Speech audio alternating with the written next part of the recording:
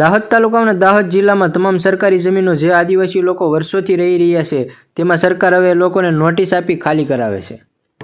દાહોદ તાલુકામાં બોરડી ઇનામી ગામમાં સરકારી જમીન કરો 200 નોટિસો ફાળવવામાં આવી।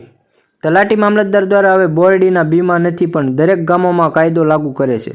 તો આદિવાસી સમાજ જે લોકો વર્ષોથી ત્યાં રહેતા હતા અને હવે જે સરકાર એમના જોડેથી એ જમીનો હડકવા માંગે છે, આ બધા આદિવાસીઓ ક્યાં જશે, ક્યાં રહેશે? ધીરે ધીરે કરી સરકાર બધું જ લઈ લેવા માંગે છે। દાહોદ પ્રાંત અધિકારી આવેદનપત્ર આપવામાં કલેક્ટરને 2 આવેદનપત્રો એવો આદિવાસી ભાઈઓનું કહેવું છે।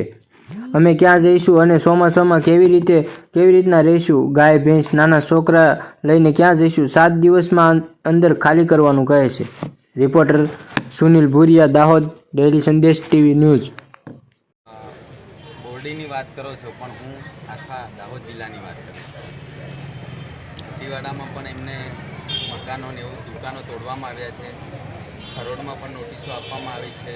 મોવાલિયા પણ નોટિસો આપવામાં આવી છે। તો મારે સરકારને એવું કહેવું છે કે દાહોદની અંદર સ્માર્ટ સિટી તમે બનાવો છો તો દાહોદની અંદર અમુક તોડી નાખીને અમુક બાકી રાખ્યું છે। પછી હવે ગામડાઓ તરફ નીકળ્યા તો જે વર્ષોથી રહેતા હતા, 100 વર્ષોથી રહેતા હતા, ઇન્દિરા આવાસ ને સરદાર આવાસ જે કોંગ્રેસ સરકારે જેમને ફાળવ્યા હતા અને જે જમીન વિહોણા હતા જેમને ગવર્મેન્ટે ફાળવ્યા, કોંગ્રેસ સરકારે ફાળવ્યા હતા, એમને 50-60 વર્ષ કે 3 પેઢીઓ થઈ ગઈ, એમને ખસાવવા માંગે સરકાર તો આ કરવા શું માંગે છે? આ ગરીબ આદિવાસીઓ પાસેથી લઈને હમણાં મકાનો તોડીને આ ભાજપ સરકાર કરવા શું માંગે છે? અમે પૂછવા માંગીએ છીએ।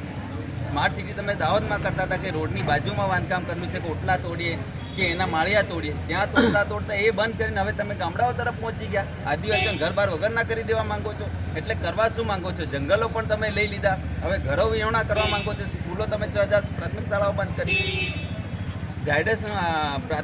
ઝાયડસ એ સિવિલ હતી તે એને પ્રાથમિક આપણે પ્રાઇવેટ કરી નાખી। કરવા શું માંગે છે ભાજપ સરકારે ખબર પડતી નથી। એટલે એનું પણ અમે કાલે સમાજના ધોરણે અમે આવેદનપત્ર આપ્યું છે અને અમે પાર્ટી તરફથી બી આ અઠવાડિયાની અંદર અમે આવેદનપત્ર આપશું।